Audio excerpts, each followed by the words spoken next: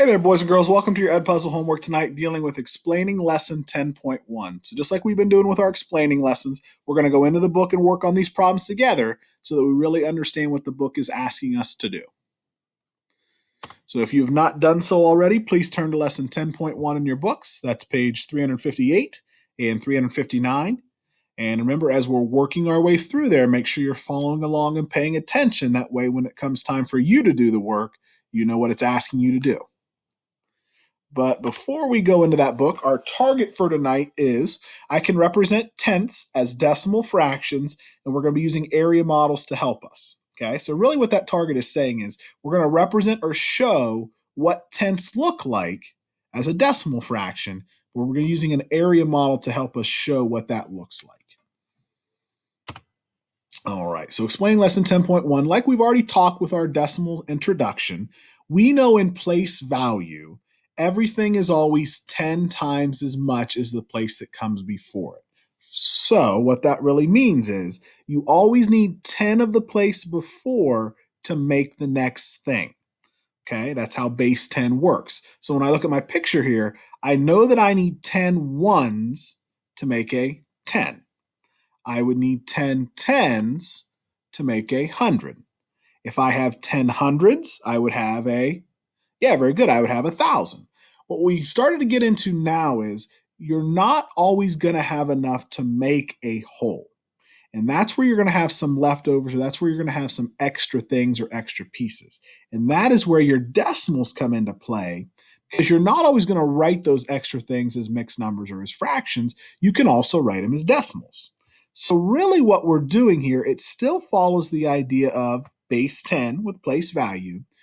When you get into that first decimal place, you need 10 of those things to make the next thing, just like we did over here with our wholes.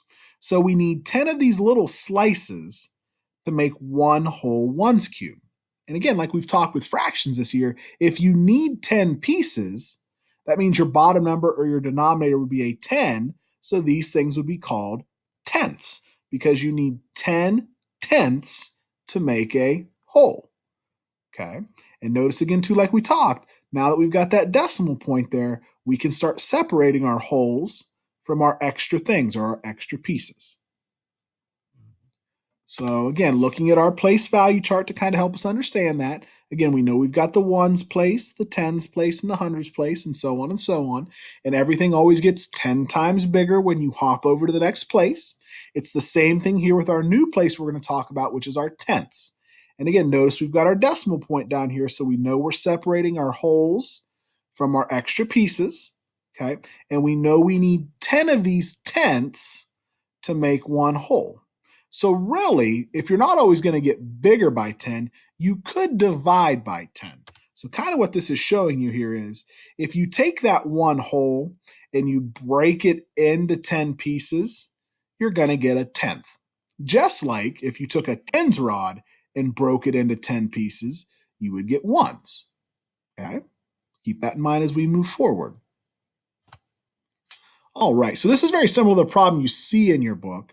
Here I've got some things colored in, and I've also got some extra things that aren't colored in. So this is one of those examples where you don't have enough to make enough solid wholes. Okay, so again, notice we've got our place value here. We've got our whole ones, and we've got our extra tenths. And the reason why these are called tenths is because you can see in our model here that these wholes are all cut into 10 equal pieces. Okay, now, again, the reason why we put that decimal point in here is it's important that we separate our wholes from our extra pieces. If we didn't do that, our number could look a lot different. You'll see what I mean here in a second. So the first thing I want to look at is how many complete wholes do I have colored in this picture? Yeah, I've got 2 complete wholes. And if every whole here is worth 1, that means you've got 2 1 wholes. Now we've got to look at our extra pieces though. How many extra pieces do we have colored in our last part? Yeah, we've got 5 extra pieces colored in there, so we know we've got 5 tenths. This is why that decimal point is super important. If I don't put that decimal point in there, this number looks like 25. And I don't have 25 wholes colored in. I've got 25 pieces, but not 25 holes. So that's why I'm going to slide the decimal point in there, because now this says 2 and, because now that I've got my decimal point, I can start saying that word and, 2 and 5 tenths. Now, we've talked this year about 2 and 5 tenths, but we've talked about it as a mixed number. This mixed number that says 2 wholes and 5 tenths is the exact same thing as our decimal number that says 2 and 5 tenths. It's just a different way to write it. They both stand for the same thing, though. Okay? Now, technically, another way we could write it is we could also say 25 tenths, because you know that you've got 10 pieces in every hole colored in. So that would be 10 pieces here and 10 pieces here. So that'd be 20. And then you've got your 5 extra pieces. So that would be 25 tenths. So that is another way we could write it. But like we said earlier in the Earth Mixed Numbers, that's an improper fraction. So we probably wouldn't leave it that way. There, we would turn it into something like this with our mixed number or as our decimal. Okay, so that's what we're going to be working on today in our book. So really, we don't have a whole lot to go back and do on page 358, so you can focus your attention over to 359. Okay, and up at the top there, what it says in our step up, it says each square is 1 whole, so we know every square down here is worth 1 whole. It says read the fraction name and shade the squares to match, then write the decimal fraction on the open expander. Okay, so first thing I'm going to do is read the fraction name, 2 and 5 tenths. So I know I've got to color in 2 holes, which is what I did here, because that's the 2. And then we've got our and, so these would be our extra things, 5 tenths. So I know I need to color in 5 extra pieces. I'm not going to color in another hole, because if I did, I would have 3 holes. So now I need to take my model and write it onto my expander. So really what they're saying is, how many ones do you have? Well, we've got 2 whole ones. And how many tenths? Well, we've got 5. And something I want to make sure you're doing too is make sure you're putting that decimal point right there in between your wholes and your tenths. Because again, if that decimal point's not there and we don't practice that, this number could look a lot different, couldn't it? All right, so what I want you to do is I want you to finish working on problem number 1, so B, C, and D. All righty, and then focusing our attention down here to number 2, where the directions say read the fraction name, write the amount as a common fraction or mixed number, then write the matching decimal fraction on the expander. So again, I read my fraction name here. It says 4 and 2 tenths, so 4 wholes and 2 tenths, so that would be my mixed number.